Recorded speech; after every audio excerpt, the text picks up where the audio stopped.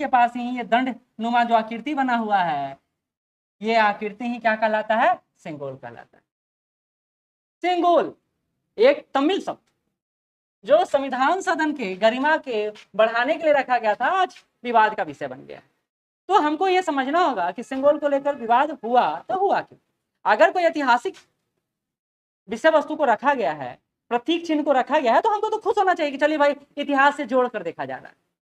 लेकिन सत्ता पक्ष और विपक्ष इस पर आमने सामने क्यों है, तो इसके आधार को समझना होगा कि आखिर क्यों सत्ता पक्ष इसका विरोध नहीं कर रहा है और विपक्ष इसका लगातार विरोध कर रहा है। तो सेंगोल को बारी बारी से एकदम समझिएगा। तो सेंगोल आपका जो कुछ इस नुमा है, वो उसका आकृति छड़ है, और छड़ के ऊपर जो आकृति है वो इस रूप में दिखाई देता है जो सामने आप देख रहे हैं, जो सामने आप देख इस तरह की आकृति। इसके ऊपर अब देखिए, आप न्यूज सुनिएगा तो आपको पता चलेगा, नंदी विराजमान। और नंदी जानते हैं किनका सवारी है? भगवान शिव का सवारी नंदी विराजमान है। और इस नंदी का आशय लगाया गया है न्याय से और शक्ति से। नंदी का आशय क्या है? न्याय और शक्ति। न्याय और शक्ति के प्रतीक को नंदी के रूप में सेंगोल में शामिल किया, क्योंकि आप देखिएगा पुराना जितना भी स्थापत्य है या निर्माण कार्य है, हमारा अगला यूनिट भी वही पढ़ना, उसमें एक आकृति टाइप का बना ही रहता है ऊपर कहीं ना कहीं किसी न किसी रूप में। तो ये सेंगोल है आपका, छड़ीनुमा आकार है, जिसके ऊपर ये रखा हुआ है। सबसे ऊपर नंदी है, बीच में माँ लक्ष्मी का मूर्ति।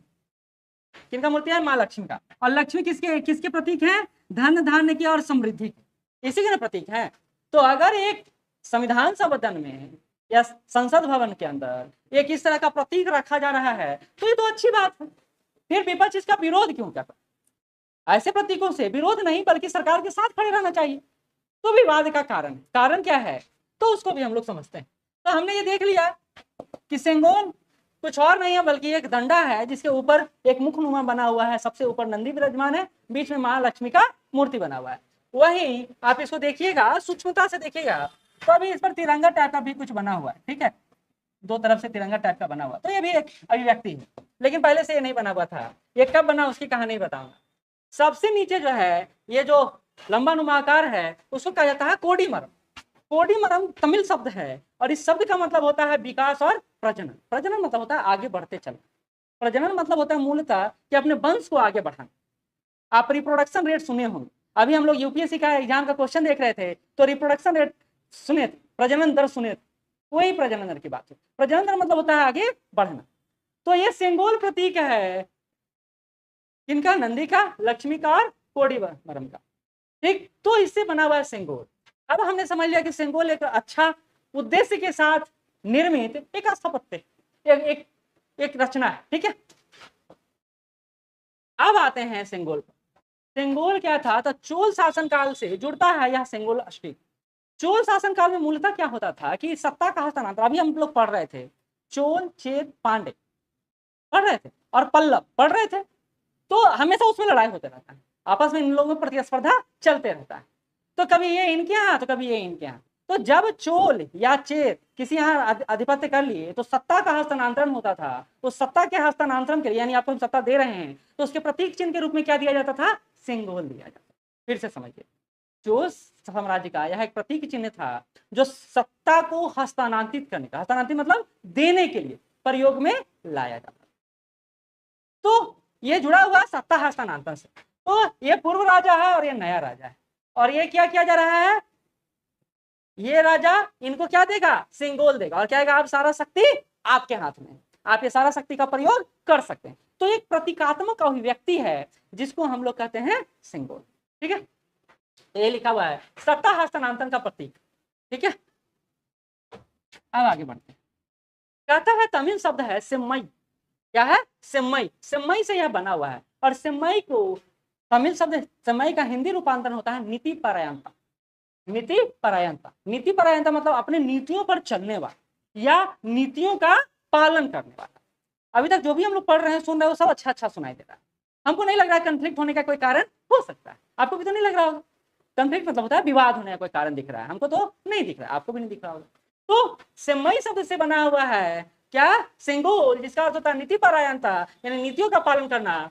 परंपरा के अनुसार राज्याभिषेक के समय राजा के जो गुरु होते थे वही है जो सेंगोल अगले राजा को प्रस्तुत करते थे, अगले राजा को देते थे। तो इस तरह सेंगोल जो है सत्ता हस्तांतरण का प्रतीक माना जाता था। जैसे आप यहाँ मोदी जी को देख रहे हैं, उनके गुरुओं द्वारा उनको सिंगोल दिया जा रहा है। और यही सिंगोल जहां कहाँ जाके रखेंगे, वो संसद भवन में रखेंगे, लोकसभा स्पीकर के पास रखेंगे।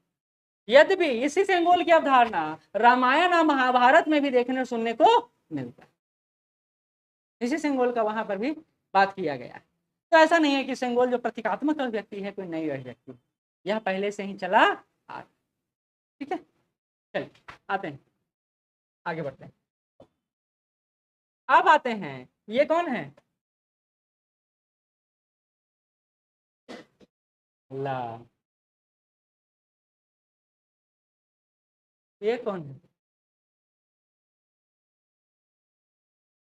मुंह खोलो और बोलो।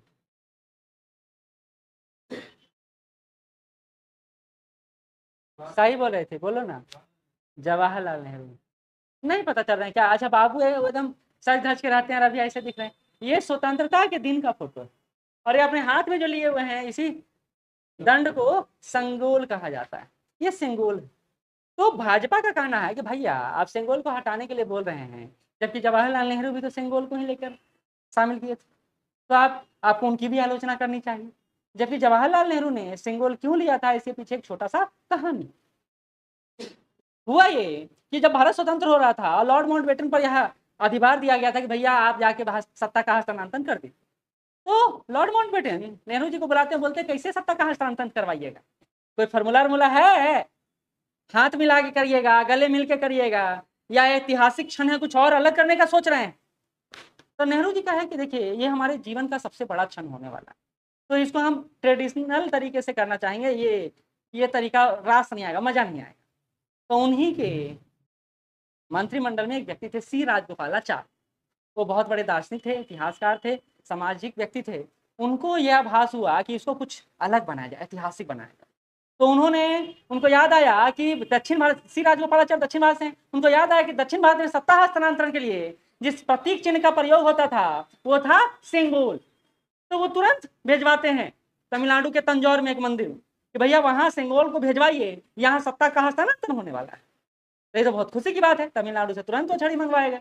और लॉर्ड माउंटबेटन ने वो छड़ी जवाहरलाल नेहरू को दिया। इसका मतलब क्या हो गया कि सत्ता का हस्तांतरण हो गया। तो कहानी ये था, इसको बाद में जाकर कहाँ रखवा दिया गया, इलाहाबाद संग्रहालय में रखवा दिया, इलाहाबाद संग्रहालय में। तो अब ये बोला जा रहा है कि जवाहरलाल नेहरू को भी तो सिंगोल लिए थे, फिर इनका क्यों नहीं विरोध कर रहे हैं? और ये कहानी यहाँ पर समाप्त होता है, अभी चल रहा है ये कहानी। अब आपको ये बताना है अपने दिमाग से खोज के कि विवाद का कारण क्या है, विवाद क्या है।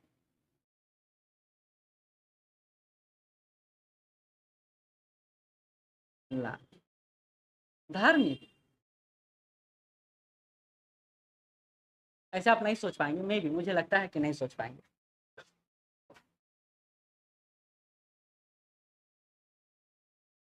ठीक है, चलिए, तो विवाद का कारण सुन लीजिए क्या है। सेंगोल को से जो सत्ता का हस्तांतरण होता था वो राजशाही का प्रतीक, राजतंत्र का प्रतीक था। और अभी क्या है, प्रजातंत्र, लोकतंत्र है। तो लोकतंत्र में राजतंत्र के प्रतीक चिन्हों का प्रयोग करना किसी रूप में सही नहीं। तो विपक्ष क्या करना है कि आप सिंगोल को यहां रख करके राजशाही को दिखा रहे हैं, तानाशाही को दिखा रहे हैं। और भारत में लोकतंत्र है तो आपको इस तरह के प्रतीक चिन्हों से इस मंदिर को बचाना चाहिए, इसलिए आपको सिंगोल को उठा करके फिर से संग्रहालय में स्थापित कर देना चाहिए। जबकि सत्ता पक्ष का यह कहना है कि सिंगोल किसी राजशाही या राजतंत्रात्मक व्यवस्था का प्रतीक नहीं है, बल्कि यह तो सत्ता के हस्तांतरण और हमारे ऐतिहासिक मूल्यों की प्रतीकात्मक अभिव्यक्ति, हम इसको हटाएं, ये तो हमारे संसद भवन की शोभा बढ़ाता है, तो हम इसको हटाने का कोई मतलब नहीं बनता है। तो विवाद के मूल में यही, बहुत छोटा बात, बहुत छोटा बात है, लेकिन कितना इंपॉर्टेंट बात। कोर क्या था, तो कोर था राजतंत्र और लोकतंत्र। तो अगर आप न्यूज़पेपर आज पढ़ेंगे और ये सिंगोल शब्द को देखेंगे तो आपको विजुअलाइज पूरा होने लगेगा। तो अब 1 मिनट में आपको सिंगोल शब्द को पूरी तरह से फिर से बता देते हैं। सिंगोल विवाद क्या है, तो संसद भवन में, लोकसभा में स्पीकर के पास जो एक छड़ी रखा हुआ है उसको कहा जाता है सिंगोल। सिंगोल का जो प्रतीकात्मक अभिव्यक्ति है, सबसे ऊपर नंदी है जो न्याय और शक्ति प्रतीक है, फिर माँ लक्ष्मी को रखा गया है जो समृद्धि और धन के प्रतीक है, और उसका जो छड़ी वाला हिस्सा है जिसको कोडी मरम कहा जाता है विकास और प्रजनन का प्रतीक है। इसी तरह आगे बढ़िएगा, सेंगोल चोल शासनकाल का हिस्सा था जो सत्ता हस्तांतरण के लिए प्रयोग में लाया जाता था। यानी हमको सत्ता आपको देना तो आपको सेंगोल दे दिए तो सत्ता का हस्तांतरण हो गया। यह तमिल शब्द से मई से बना है जिसका अर्थ होता है नीति परायण, यानी नीति का पालन करना, यानी एक अच्छा शासक बनना। परंपरा के अनुसार राज्याभिषेक के समय गुरु जो होते थे, राजगुरु होते थे, वो नए शासक को सेंगोल उपलब्ध कराते थे और यही माना जाता था कि सत्ता का हस्तांतरण हो गया। जब लॉर्ड माउंटबेटन भारत को सत्ता हस्तांतरित करना चाहते थे तो नेहरू जी के पास ये रखे कि कैसे सत्ता हस्तांतरित किया जाए, तो सी राजगोपालाचारी के दिमाग से तमिलनाडु से सेंगोल को मंगाया गया और माउंटबेटन ने नेहरू जी को यह सेंगोल उपलब्ध कराया। ये था सेंगोल का कहानी, सेंगोल विवाद। ठीक है, समझ में आ गया?